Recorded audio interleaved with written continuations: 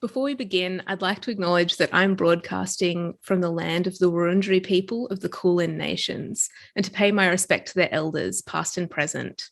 The Indigenous people of this country were the world's first creative technologists, and they have been telling stories and sharing culture through play and through creative technology for tens of thousands of years and continue to do so today. I'd also like to acknowledge that sovereignty was never ceded. And I'd like to acknowledge that I am broadcasting from Darug country today. Thank you all for coming to our little retrospective on the last truly bizarre period in the Australian games industry. Today, we're just going to unpack some of the key moments from the wild ride that has been the last 18 months or 2 years, just to kind of talk about how those have affected the games that have been made, the people making games, and what games are going to be made in the future. I'm joined, of course, by the lovely Ed Tran. Hello. Looking forward to getting into it. Yeah, absolutely. Ed, I think there's a really very simple cursory question we should answer first. What is a video game and what is the video games industry? Would you mind? Oh man, the definition of video games is so easy, right? What do they say in the Epic versus Apple case? It's like anything that involves interactivity or something that. Anything that involves interactivity, but also nothing that the Epic or Apple lawyers could pin down. Well, luckily for us, we're not here to answer that apparently impossible question. Oh, thank goodness. But it is worth bringing up because as we were structuring this talk, it was a real challenge for us to kind of encapsulate all the different ways that games are made and that people play games and all of the ways that games kind of touched the culture and the economy. Over this past bizarre period in world history. And we've tried to do our best to cover all the bases. But fundamental, I think, to this talk is the idea that games as an industry, as a culture, isn't reducible to just one element. Luckily for us, we have the help of some friends and experts who will be popping in as guests in this talk to help us tease out the best, worst, and most significant moments of games in the past little period and how it will affect the future. Yeah, but first of all, we are going to kick it off with you, Ginny. And what are you going to be talking about? It's all business, baby. Let's get down to it. Let's start with a very quick overview of the last 18 months in policy in the Australian games industry, because genuinely, it's been a really incredible year with some landmark legislative shifts. The biggest one, of course, being the digital games tax offset. The digital games tax offset, for anyone unfamiliar, was announced in July of this year and will come into effect in July 2022. It offers a 30% rebate on game development production costs with a minimum expenditure of $500,000. The offset is designed to not only sustain the larger games companies that are already in Australia, like Wargaming in Sydney, Sledgehammer in Melbourne, or some locally owned companies like Mighty Kingdom in Adelaide and League of Geeks also in Melbourne, but also to attract more international investment in the local market. Broadly speaking, this has some really positive effects, or can have some really positive effects on the industry overall. Not only will it presumably create more jobs at all levels, but broadening the pool of senior talent that currently exists in Australia and creating more opportunities for senior talent has a knock-on effect where senior developers will continue to be attracted to the country and to this development community.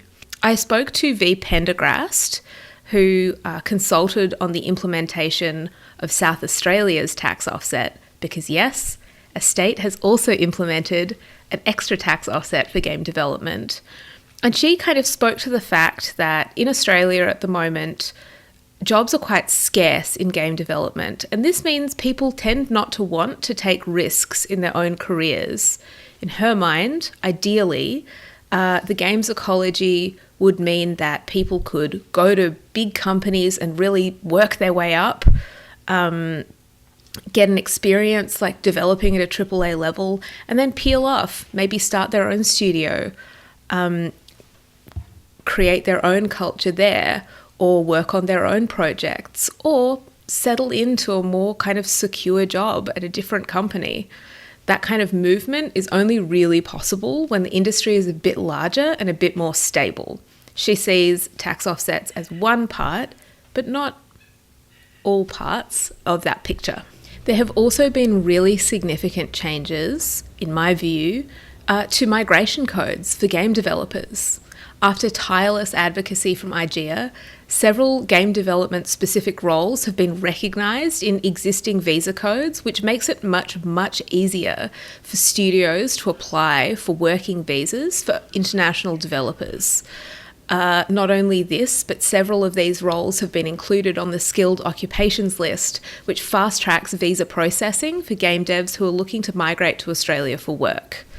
Game developers migrating to Australia also have a broader range of pathways to permanent residency now, which, again, is a measure that can really help kind of stabilise the local game development ecology and introduce more talent into our local, already very talented industry. Another exciting thing about these measures is that they have largely had bipartisan support.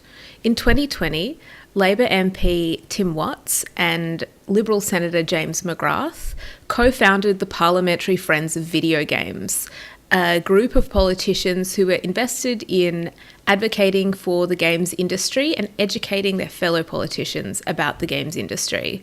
They hosted a couple of events that generally went very well, and they spoke several times on the Parliament floor about games as a really, really COVID-resilient industry, and one that had an enormous amount of potential growth. To speak more on COVID and the games industry, we have Edmond Tran. Thanks, Ginny. So, yeah, that COVID thing. COVID fucking sucked. People lost jobs, creative industries crumbled, the film and the art scenes, the world, things were not looking good. But games were the only industry not to be adversely affected by COVID, so it seems. It seems like the super obvious thing to say now. But the games industry as we know it, broadly speaking, had such a huge boom in the last 18 months. And honestly, as hard as COVID has been, anecdotally, I feel like people who work in and around the games industry have taken a bit of solace in this sort of this positive uptick for the games industry. And it happened everywhere around the globe, But based on a bunch of surveys and sort of sales figures and reports that came out, we know that the impact of the positive impact of the games industry was way bigger here in Australia than compared to the rest of the world. Now, this might not be news to some of you watching, but I think it's really important to keep reflecting on sort of these kinds of positives that happened over the last 18 months we've had, just because, it's, there's a lot of shit going on, the earth is crumbling, people are losing jobs, people are getting sick and dying, but, for people who work in the games industry, it's just, it's good that we still have some sort of security, some sense of security, I suppose. So video game sales in Australia surged last year by 35%. That it's huge. It's more than it did in the UK. It's more than the US for sure, and it's more than Japan. It's heartening, but it's unsurprising, sort of given the circumstances surrounding the pandemic and sort of the housebound nature of the Australian population. We were in lockdown for a while, especially on some of the East Coast cities, more so than our sort of colleagues in the States and abroad. So that's right. We're still back in it, so I'm kind of really looking forward to the stats next year. But it's part of the reason why the video game market and just video games in general just did so well here last year. So overall, the reports that came out about the Australian games market said that about 1.2 million dedicated game devices were sold in 2020, and that's like a 50% jump, and it's a big number because it sounds like a big number because it is. And in terms of software, 15, almost 16 million video games were sold in Australia in that sort of same period. So yeah, the last year, people fucking stayed in and they played video games. But more importantly, a whole bunch of people stayed in and then discovered the joys of games, which is, you know, kind of like the better story there. So you have people like who might be latent gamers or like game enjoyers rather, you know, getting back into it, and just new people who never considered gaming before, just deciding to buy a console for the first time. But we'll talk a bit about the joys of how people enjoyed games in a different section, because right now we're all about business. I'm going to talk about numbers. But you can probably guess how people decided to go about rediscovering video games. Nintendo Switch. It's the gaming system that's as down to try new things as you are.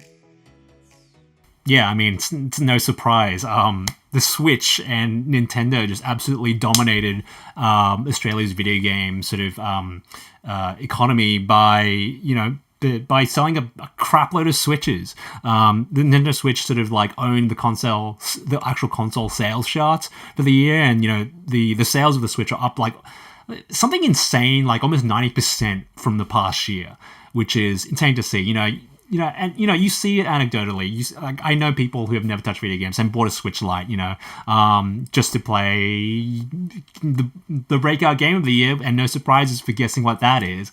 It's Animal Crossing, of course. It was the best-selling video game in Australia overall, and it was the best-selling video game in physical sales. So, interesting to mention to this data is that Nintendo don't actually share their digital sales numbers. So despite not counting the digital sales for Animal Crossing, of which we know, half the sales worldwide, I think last we checked, Animal Crossing sold like 30 million copies or something. Don't quote me on that one. I don't think I've looked at that number recently, but we know that it's a huge chunk of Animal Crossing sales.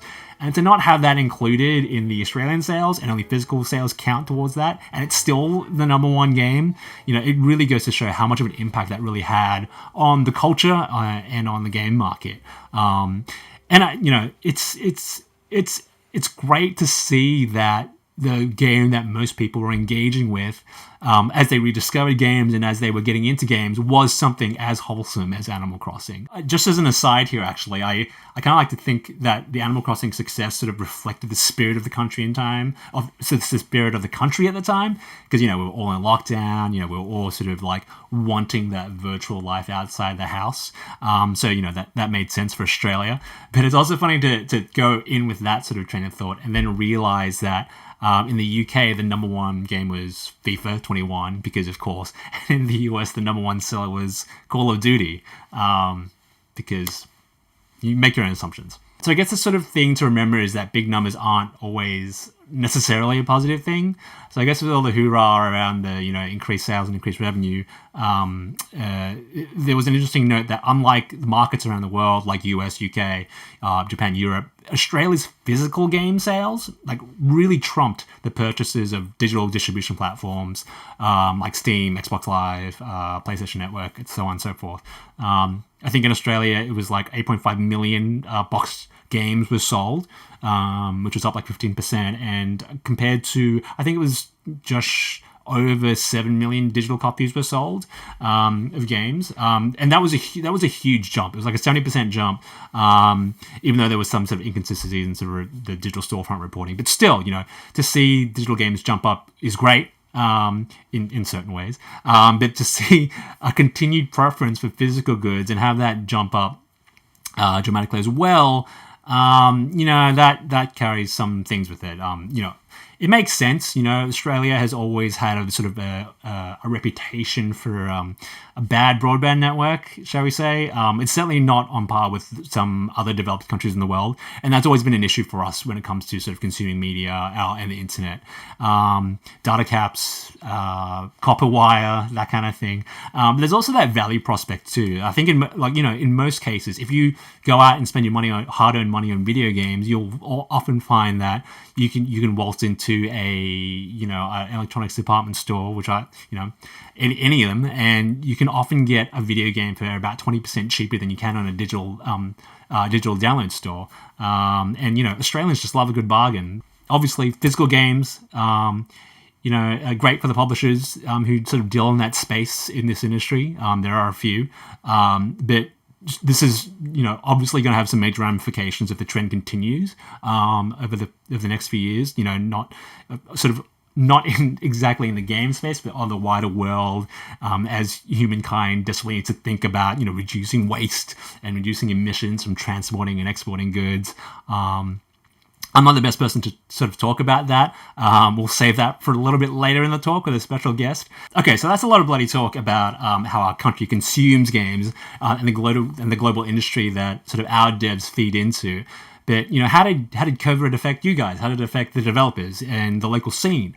Well, thankfully, we kind of know that thanks to our friends at IGEA, who had a handy survey go out this year, which sort of showed some promising results about sort of our sector post COVID. And I'll sort of whiz through those now, even though this is the kind of thing that you guys know.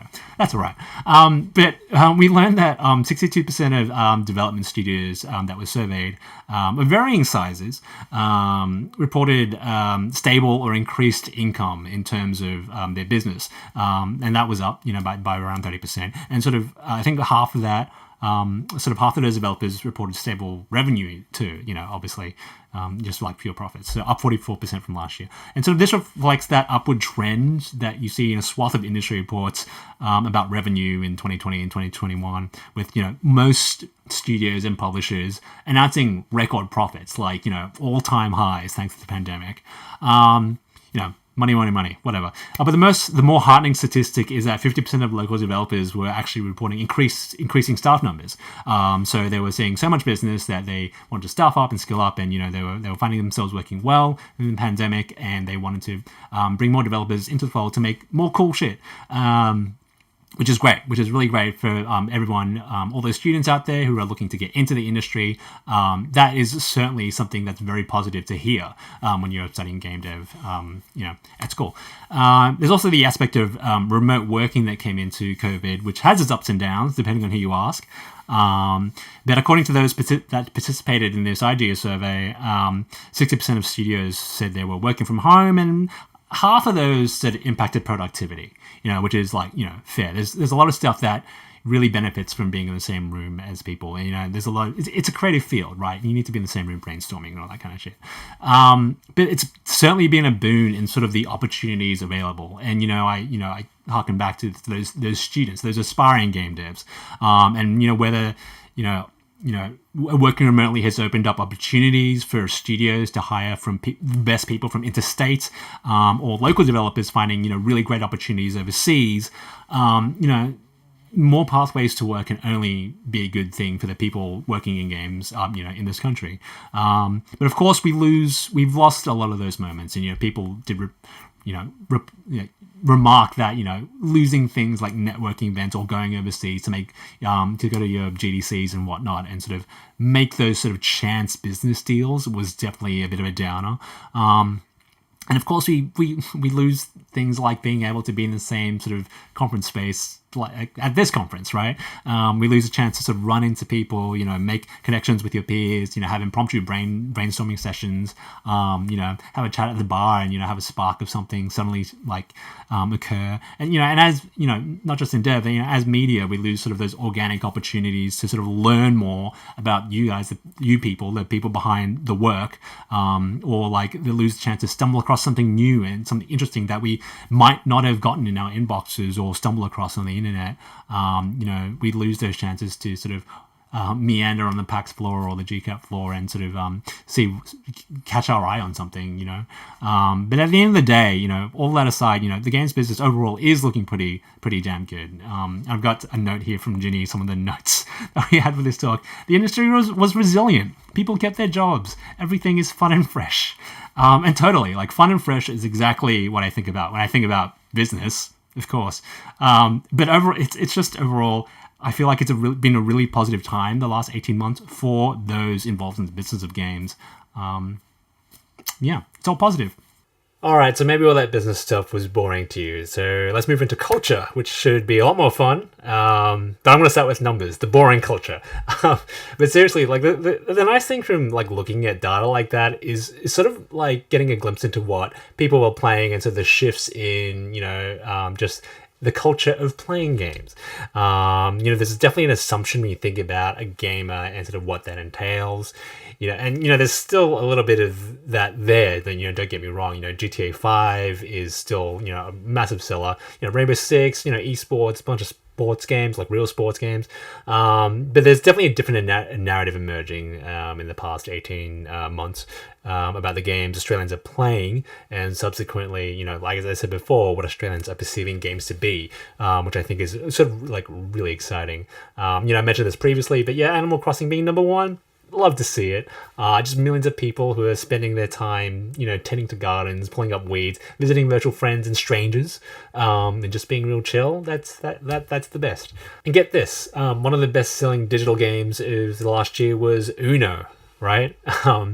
In a similar vein, we've heard SMG Studios report that their version of Risk, Global Domination, shot up dramatically in sales during the pandemic. So we can only assume that people are jumping into these digital version of beloved multiplayer tabletop games to find joy and connection and happiness with their family or their household during the pandemic. That's real nice to see. But that's not to forget about sort of the really big games that resonated with the cultural sphere at large last year, which were sort of the hangout games, people just getting into sort of mass multiplayer games to just hang out and chat to people. So Animal Crossing, obviously, but also things like Among Us.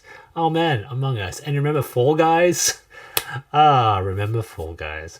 But the cultural impact these games had, abroad you had things like, Joe Biden's setting up, election campaigns within Animal Crossing.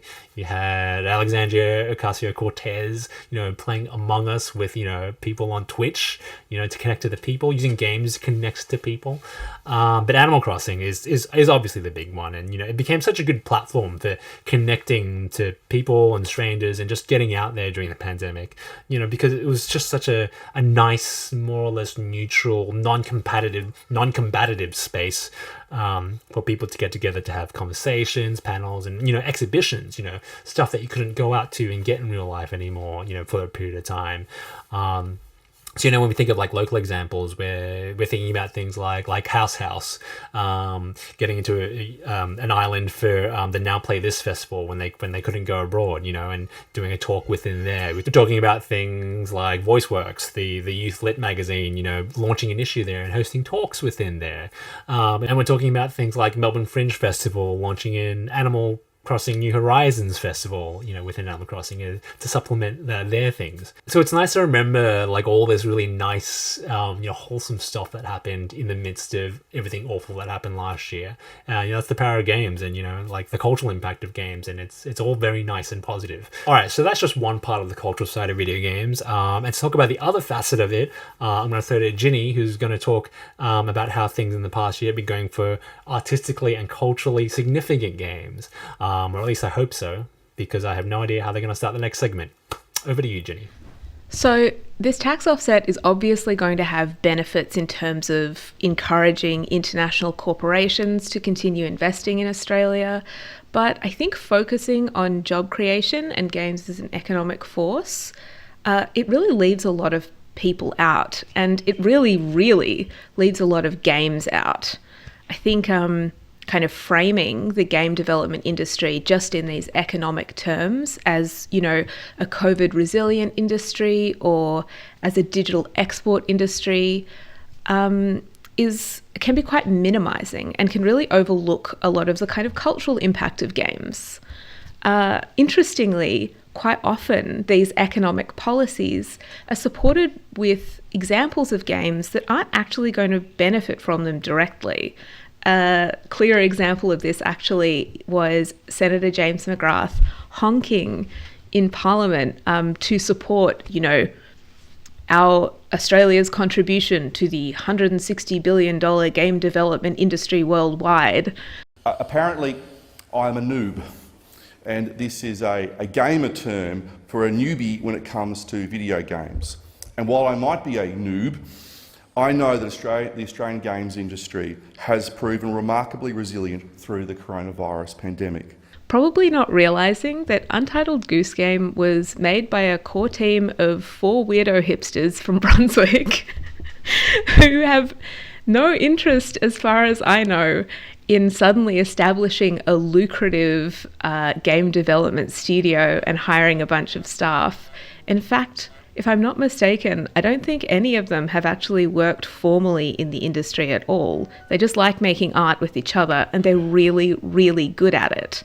While they were making Untitled Goose Game, a tax offset with a minimum spend of $500,000 a year would probably not have been useful in the slightest. In fact, probably wouldn't even have been on their radar, and there are lots and lots of examples of games that are in the same boat.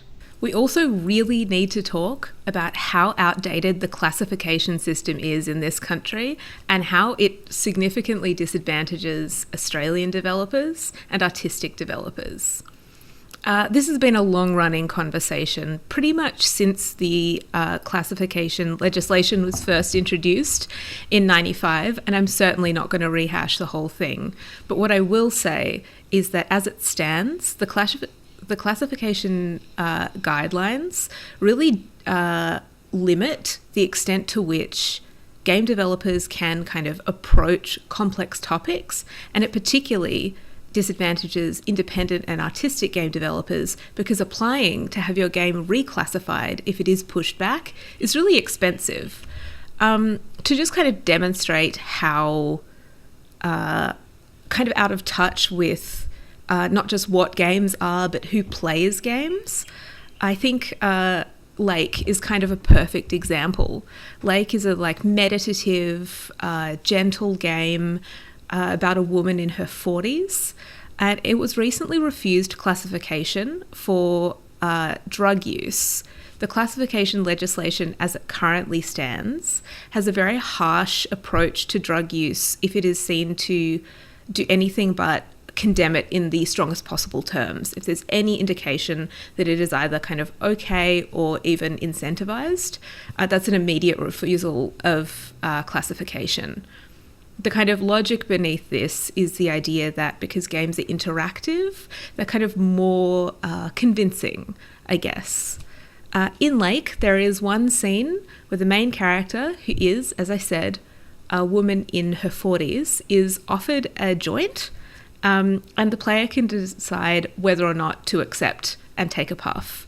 That's the extent of it. That was enough under current legislation for the game to be totally nixed.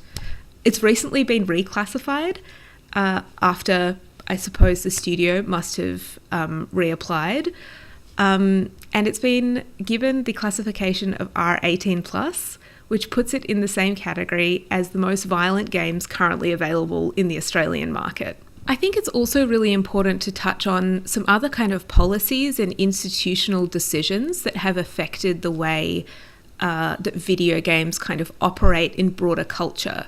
For example, the cuts to higher education that were pushed through last year will have a pretty devastating effect on not just games academics, but also current game design students. In fact, I would say students across the board, because while these cuts were sort of advertised as being pro-STEM, they did fundamentally cut government contributions to universities in a way that puts that financial pressure back on students. As part of this talk, we wanted to invite Nick Ritchie, who is a game streamer, a TikToker, and a journo, to sort of give their perspective about representation in games and how that's changed over the past couple of years. Hey everyone, I'm Nick Ritchie and I'm a queer First Nations journalist and streamer, and I'm here to talk about why representation matters. Over the last 18 months, we saw a lot of different games come out, from AAA games to indie games, but a lot of them had one thing in common: representation. I absolutely love representation. I think it's so important for video games. I believe it absolutely frames how people relate to a game, relate to its characters, and how they ultimately enjoy it, and how they ultimately play it. When I think about representation over the last 18 months, I recall The Last of Us 2. That is probably the biggest example of queer representation in AAA video games over the last 18 months. In a long time, really. The Last of Us 2 showed us that not only queer characters were here to stay, that queer stories were here to stay. That's pretty rad. For me, the feeling of being able to play a character or see a character in a video game that looks like me, or acts like me, or is like me, or feels like me, those points of representation, to me, those are so important because it tells me that I am not alone. And that type of feeling can drive me forward each and every day in every space. Video games have also created a space for people to bring their culture into it. The last PAX Australia event was 2019. I miss PAX so much. And it was absolutely amazing because I got to check out a lot of those indie games from a lot of Australian devs. Now, PAX was a little longer than 18 months ago, but it set the stage for how Australian games were progressing. And I'm reminded of two absolutely amazing games that caught my attention at PAX. One, Wayward Strand, and two, Misadventure in Little Lon. In talking to the dev teams of both of those games, it was absolutely amazing and heartening to hear that they were looking into consultation with First Nations people for their video games. And while I'm making this, I also remembered that Untitled Goose Game a little while ago now had an acknowledgement of country, which was awesome. I remember playing it and being like, hey, that's pretty cool. You don't see that. But I'm so glad that we're starting to see that. With video games that have finished development, like The Last of Us 2, and video games that are still in development, like Wayward Strand and Broken Roads, which is another game that has consulted a First Nations person. Over the last 18 months, I've had nothing but joy and hope in my heart and absolute anticipation for the video games industry, for indie games, for AAA games, that they are finally telling the stories that people want to hear, that people need to hear, and the stories that they can absolutely see themselves in. I am so excited for the future of video games and why representation matters. Thank you so much, Nick. I think that's such an excellent reminder that while it's very easy to get carried away celebrating games as these cultural objects that are so important, if they're not telling the right stories and uplifting the right voices, they're all but worthless. In fact, they can do real harm. It's awesome to see that there have been better examples of Indigenous inclusion and diverse stories in these platforms in the past couple of years. One that has really stood out to me was Enchanted by Dragon Bear Studios, which is directed by the wonderful Paulina Sami and has Yarragunditj game designer Phoebe Watson in a game design role, as well as a cultural consultation role, and also has employed and trained up several young Indigenous artists to give them the skills they'll need to continue working in the games industry if they choose to. That's a really, really incredible achievement. A really key player on an industry level in this push to make games more inclusive and more representative has been Ligara.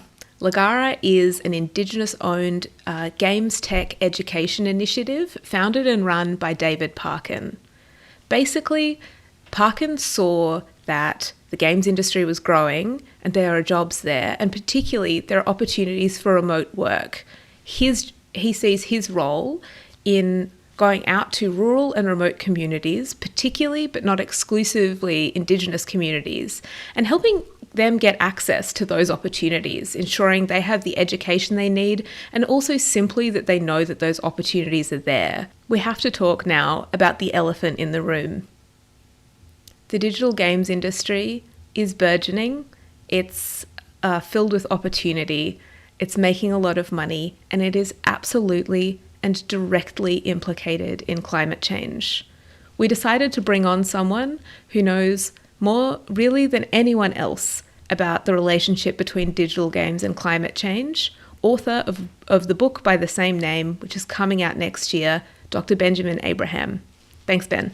Thanks, Jini and Ed, for the opportunity to present some of my work and the research that I've been doing. My name is Dr. Ben Abraham. I've been a games researcher for a few years now, and my latest book, Digital Games After Climate Change, is due out later this year. There are three sources of carbon emissions in the games industry, or three main ones. They are when games get made. So, it takes power to light your room that you're working in, to power the computer that you're working on, to run servers, things like that. The second one is in distributing games, getting them to the end user, the player of our games, which often entails emissions in shipping or in data centers and digital downloads. And then the last one is in when the games themselves are actually played. And so obviously they're played on a device that is powered by some kind of power source. And more often than not, those power sources are still fossil fuel powered. So my first question was, how much energy does it take to make a video game? And how many tons of CO2 are emitted because of that energy used? The average kind of emissions intensity on the per employee basis, somewhere around 1 ton to maybe 3 to 5 tons of CO2 emitted per employee. Somewhere in that range anyway. And what having a range of emissions intensities lets us do is it lets us combine that number with the number of employees that there are in the world working in games. So Africa estimated in around about the year 2015, there were about 210,000 full-time game developer employees all around the world. And that's from her book, Global Games. And if you look at those same sources that she used to find the numbers of employees, it basically looks like the industry has doubled in the year since, or more than doubled in some cases. So I think a good rough estimate is to say at least 500,000 employees now work in games all around the world. But we could also see that number rise quite substantially if we included other indirect jobs that are related to game development as well, and like student game developers as well. One US-based organization, the Entertainment Software Association of America, I think, says it's something like for every direct game developer job, there's like 3 or 4 or 5 other jobs as well. So again, hard to kind of know, but what it lets us do now is combine a rough emissions intensity figure with the number of employees and get a rough sense of the carbon footprint of the sector. So when you add all that up, and it's basically just multiplying the two numbers together, we end up with this figure of a minimum 500,000 tons of CO2 per annum, up to a possible top-end figure of 15 million tons of CO2 per annum, which is a lot. And that's basically equal to the entire emissions of a small European country for 1 year. So games have the same footprint as a country, and this is just making games. And if you put a dollar value on that, the European Union carbon price at the moment is about 50 euros a ton. So that's roughly 25 to 750 million euros that the games industry is basically getting for free. It's not addressing those emissions, and that's obviously a real problem. So those figures on the previous slide aren't even counting emissions from flights and travel. When we do include those sorts of figures, one report by Rovio suggested that the per employee emissions intensity actually tripled or more.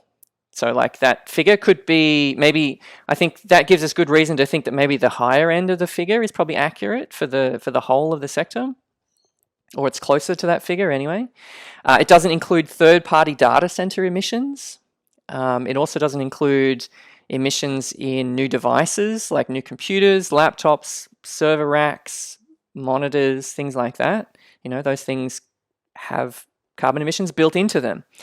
And the kind of just general office waste that's produced by having, you know, a bunch of people in an office eating, throwing things out, printing paper, all that sort of stuff. So if the emissions intensity of just making games is pretty big, the distribution side of games is also not great. It's not a great picture there either. We don't have as many, or we don't have as good a detail in terms of like exactly how much emissions is entailed, but I'll give you a little example. Joshua Aslan is a UK-based games sustainability researcher, and he estimated that for PlayStation 4 games sold in Europe, each one roughly entailed about 2.5 kilograms of CO2 emissions. And my own estimates for how much that figure increases when you send those discs all around the world. So they're all the PS4 discs, all the Sony games are made in a factory in Austria. And they have to get to all the other parts of the world. To get to Australia, I think they get shipped via air freight. And I have some reasons for why I think that. And if they do, then that adds quite a substantial amount of carbon emissions. So with some rough figures, again, for how many games were sold in 2020 for the PlayStation 4, about 4.5 million, according to one estimate by PricewaterhouseCoopers. That probably adds up to about 800 tons of CO2 emissions just from shipping discs to Australia. And that's just 1 year. And obviously that's like, they're quite hard emissions to reduce. There aren't really many clean alternatives to that yet, in terms of transport anyway. But of course, we do have alternatives to actually sending discs all around the world, and that is digital distribution.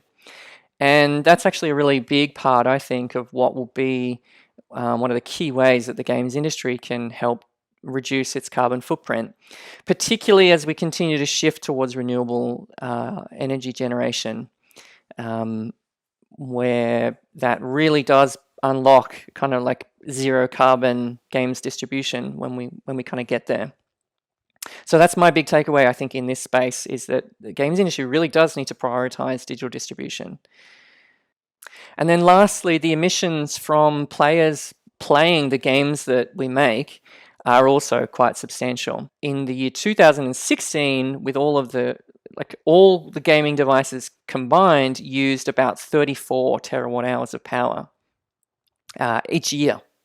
And that's about 24 million tons of CO2, or equivalent to 5 million cars. So playing games is a substantial burden on the planet, and we need to do something about that. And I think this is the hardest part, because there's not really any immediate solution that I can kind of see yet. All right, so some takeaways, just really quickly to wrap up. I think the games industry really needs to start taking its carbon footprint seriously and acting to reduce its carbon footprint, which means getting renewable power into wherever you're making games, in your workplace, into the distribution centers, everywhere. We just need more renewable, because there's no other alternative. Secondly, skip selling games on discs if you can, because that's just more plastic, more landfill eventually, and will eventually have more emissions than enabling digital downloads. At the moment, it looks like they're basically neck and neck, but any given, basically it could be next year or even this year actually, that renewable penetration gets so high in some countries that basically it's just free. It's free power, no emissions. And then lastly, player emissions, when they actually switch on their consoles, switch on their PCs, their phones even, are really quite tricky. And we need a lot more energy efficiency in our games hardware. There doesn't seem to be anything else that is really going to make a substantial difference there. So a bunch more detail and other kind of suggestions on what to do in the meantime are in my book that's coming out later this year, Digital Games After Climate Change. And I hope some people, if you're interested in it, check it out. And let's do something about it.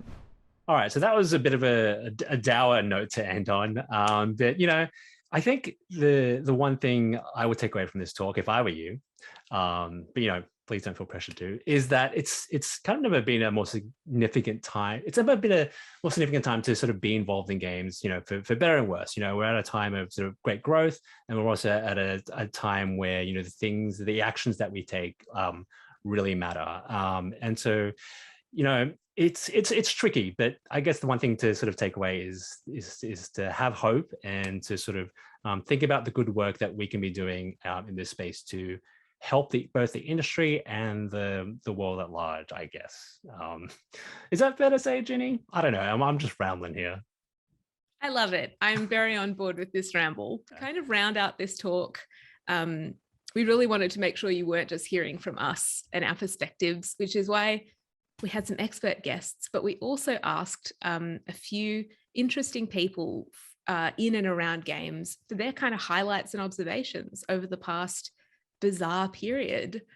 So we thought to close out the talk, we would leave you with their erudite thoughts. Hi, my name's Ari, and I'm a video games curator and public programmer from ACME. And for me, one of the most exciting things in the last couple of years has been the development of the tripartite agreement between ACME, the Museum of Applied Arts and Sciences, and the National Film and Sound Archive. This is a national strategy for collecting and preserving Australia's video games, and means that video games that develop today in this country are going to be preserved and playable for generations to come. So the last 18 months have taught me is that there's a rubber meets the road moment when it comes to game stimulus in Australia. An offset is part of the deal, it's not all the deal, and the states really need to come to the party as well. Yeah, hello, my name's David Parkin. I'm a proud Truo man from Tabakuna country. Thanks very much for having me. I suppose for me the last 18 months has been quite different. I've managed to collaborate with some wonderful people, have some very in-depth and meaningful discussions with those in the industry, about the industry, and what's next. I hope the next 18 months are as interesting as the last, and I'll see you around soon. My observation for the last 18 months is around remote work, what that means for culture, what that means for job opportunities, especially for local developers who now might be seeing more offers internationally than ever before. It's been a long time personal goal of mine to make and release a fun and unique stealth game, and to do so to critical acclaim and with the backing of a big indie publisher like Humble Games is more than I could have imagined. A significant Australian gaming moment for me over the past 18 months has been my opportunity to co-edit the game issue of Cordite Poetry Review alongside Ginny Maxwell. Together we published 60 poems and electronic literature works about games. My highlight from the past 18 months, well, I think that's pretty easy. It's the Free Play Zone. It is an experience filled with joy and chaos and fire pits and babies. Simply the best. Hi, I'm Chad Toprak, and my biggest highlight from the past year or so is moving in with my partner and working on arts projects with her. So hopefully you have a chance to sort of think about your personal highlights of the past year too, and go into this GCAP with some positive vibes. This has been great. Thank you so much for watching. You can find more of our stuff on gameshub.com, which is a new site that was born out of Screenhub, where we both work. But yeah, until then, thank you so much, and have a great GCAP. I also hope that you see this talk as a kind of springboard for you to think about what you really want from the industry from here and what you personally want to advocate for. For me, I think all game developers should be on board with pro-climate policies and holding our politicians to account in following through on their promises in this area. I hope you have as many highlights from the past year as I do, and I hope you have a wonderful GCAP. Thanks again. See you next year.